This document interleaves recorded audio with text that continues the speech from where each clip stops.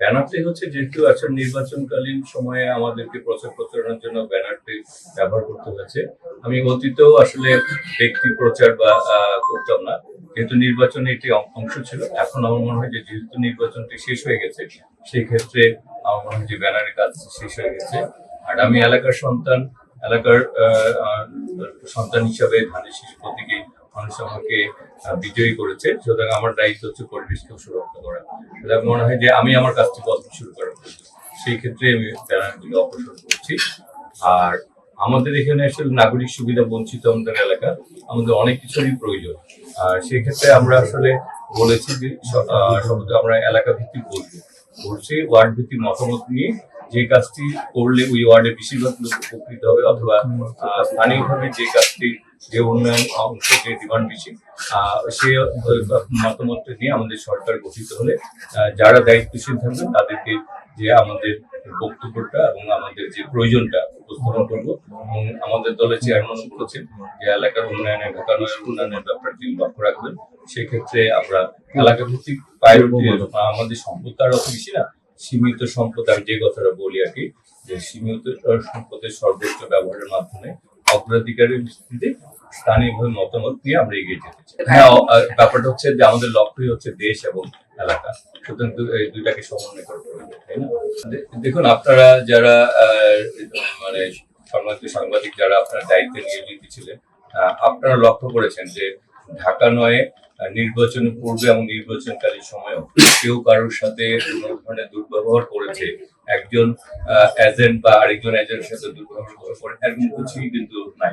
এবং পাশাপাশি বসে কিন্তু সব দলের এজেন্টরা পাশাপাশি বসে কথা বলেছেন।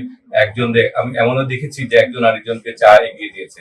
আমি প্রথমে কোনো ক্যাম্পে গেলে প্রথমে অন্যান্য প্রার্থী যারা আছে তাদের সাথে আমি প্রথমে কথা বলেছি, খোঁজ খবর নিয়েছি যে আপনারা খাওয়া দাওয়া করেছেন কিনা, কিছু লাগবে কিনা।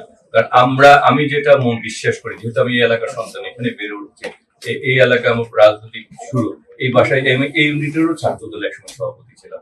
সেই ক্ষেত্রে আমরা চাই যারা আমরা নির্বাচনে প্রার্থী ছিলাম তাদের মধ্যে যদি একটা সৌহার্দ্যপূর্ণ পরিবেশ থাকে, তাহলে তাদের কর্মী সমর্থকরা উৎসাহী হবে যে হ্যাঁ, যাদের জন্য আমরা খাটছি বা যাদেরকে তারাই তো, তাদের মধ্যে একটা সুন্দর সম্পর্ক রয়েছে। সুতরাং আমাদের মাঠ পর্যায়ে সুন্দর একটি সম্পর্ক রাখতে হবে, কারণ আমরা যাতে ওই আমরা কালচারটা তৈরি করতে চাই, রাজনৈতিক পজিটিভ একটা মানসিকতা।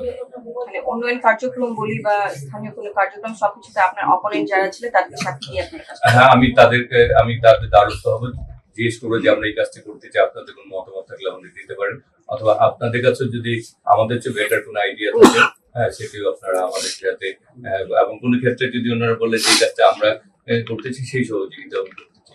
আর আপনি আরেকটা যেটি বলছেন নির্বাচন পরবর্তীতে, আমার মনে হয় যে এই এলাকার কেউ কারো নির্বাচন পরবর্তী কেউ কারো জোর গলায় কথা বলেছে আরেক প্রার্থী সমর্থকদের বা কর্মীদের, এরকম কিছু ঘটেনি।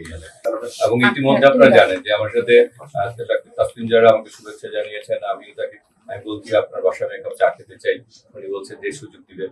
তারপরে জাভেদ রশিদ উনি আসছিলেন, আমি তার পিএসকে বলেছি যে আমি যেতে চাই, আমাকে সেই সুযোগটা দিবেন। সুতরাং আমি চাই আসলে আমাদের এই সম্পর্কটা, কারণ আমরা সবাই তো এলাকার উন্নয়নই চেয়েছিলাম, জনগণ এখন আমাকে বেছে নিয়েছে, কিন্তু বাকিদেরও তো জনগণের ভোট পেয়েছে, তাই না? তাদেরও তো একটা অংশ আছে। সুতরাং আমি মনে করি যে আমরা এলাকাটাকে যে গড়ে তুলতে পারি, মূল লক্ষ্য এলাকার উন্নয়ন এবং দেশ। আমরা যেমন চেয়েছিলাম একটি গণতান্ত্রিক বাংলাদেশ, ভোটাধিকার বাংলাদেশ, আমরা চেয়েছিলাম আমাদের সহযোদ্ধাদের রক্তের ঋণের প্রতি এবং সহযোদ্ধাদের সম্মান দেখাতে, জুলাই আগস্টের ছাত্র জনতার সম্মান দেখাতে,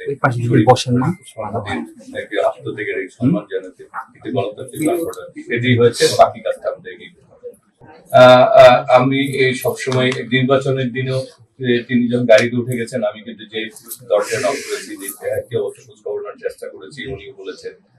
হ্যাঁ, এবং আমি এই একসঙ্গে কাজ করার ব্যাপারে প্রথম থেকে বলে আসছি, এখনো বলে আসছি, আমার চেষ্টা অব্যাহত থাকবে।